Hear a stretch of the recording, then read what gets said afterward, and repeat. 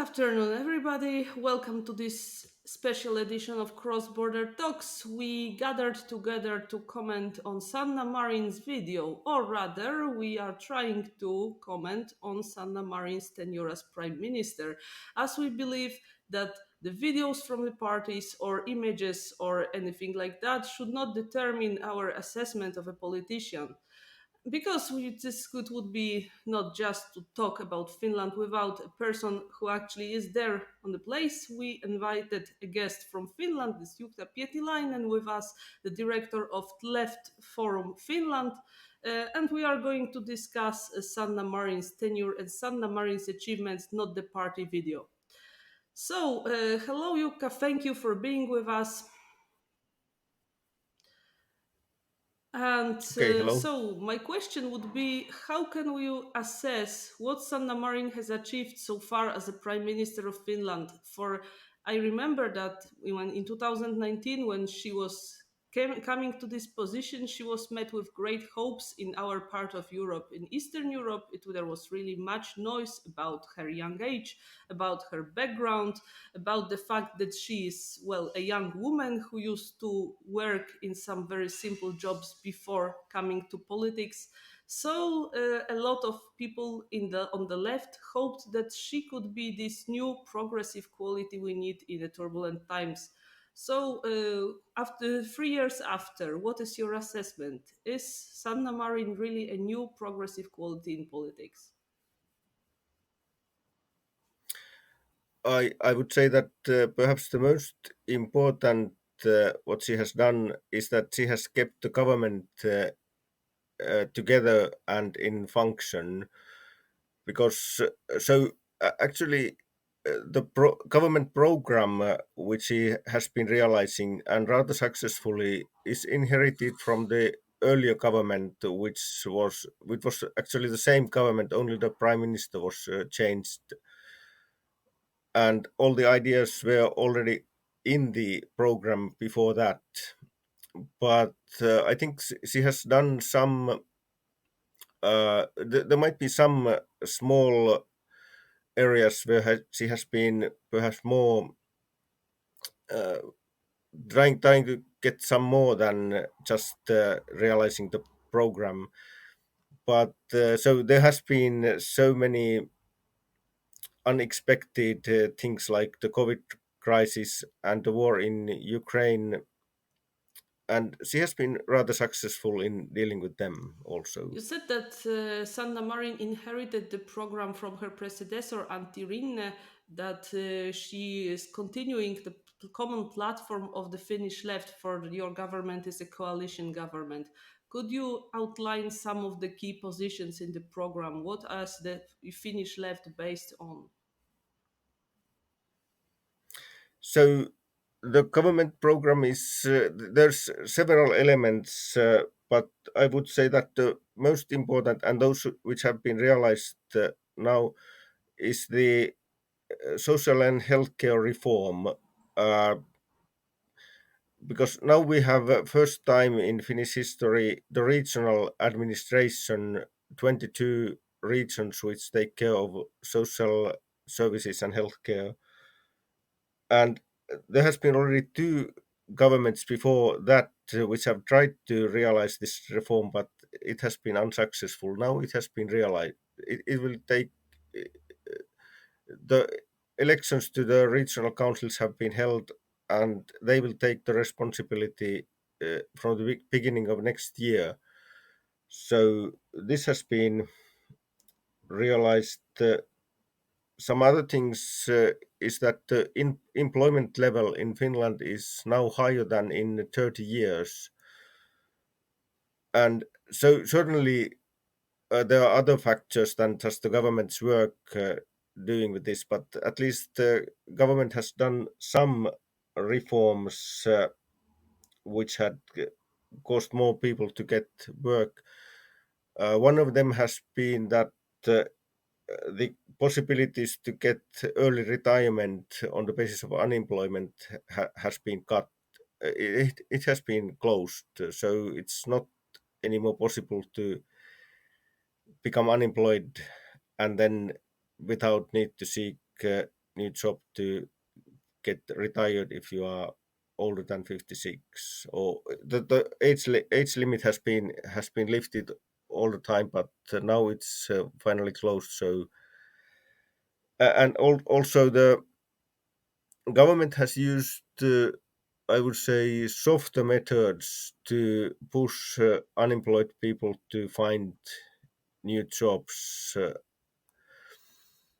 and also what is important is the educational reforms. So the education, the age in up to which young people should study has been lifted to 18 years. It used to be 17, and that has so because it's not possible to get a job without education anymore. So people are pushed to study, and also some reforms have been done to make it easier for those who have difficulties in studying to get possibility to study, and also the uh, on the other end, so the impact on childcare, or professional childcare kindergartens. There has been smaller uh, kindergarten groups, and also every child has right to get to kindergarten, even if parents are unemployed or at home for other reasons. This was one of the things which the former government changed. Now it has been returned back, and this government is perhaps the most progressive in climate action. So there has been a lot of things, lot of small things to reduce the pollution and use of fossil energy. Okay. You mentioned the COVID pandemic, which was a horrific moment for many workers all over Europe. And generally speaking, the impact of the pandemic on labor markets everywhere was very disastrous. It brought more precarity and less stable jobs. What is the case of Finland? So the government used quite much money to support enterpri- enterprises, those who have otherwise might have been bankrupt, or might have feel forced to reduce their working force. So COVID was not my assessment that COVID was not as big uh, problem in Finland as in some other European countries. There might be also other reasons like uh, low level of population density, uh, and things like that. But I would say also that the government was quite active, and in very beginning making sufficient measures. And I would say in this, the prime minister was perhaps the key person, because the impression which I have got has been that she has been capable of learning things rapidly and changing her opinions also rapidly when it's necessary. Another huge change of opinion was Finland's application into NATO after decades of neutrality. How could you assess the foreign policy of Sanna Marin, her decision to join the treaty, and now her politics towards Russia?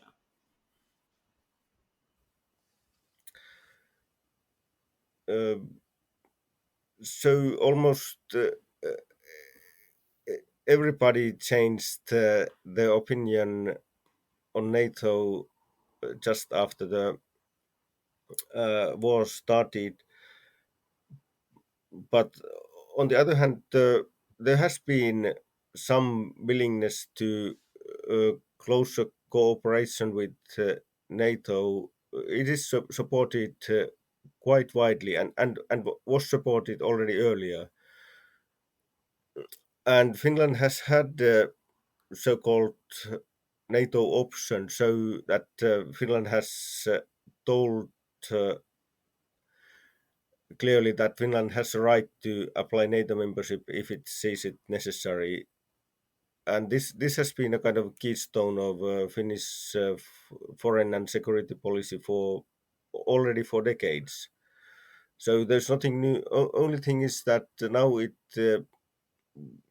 became kind of this option was realized, and the prime minister. So and the government is still together, although some members of the Left Alliance, some members of parliament from Left Alliance voted against, but they were given permission to do so. Mm,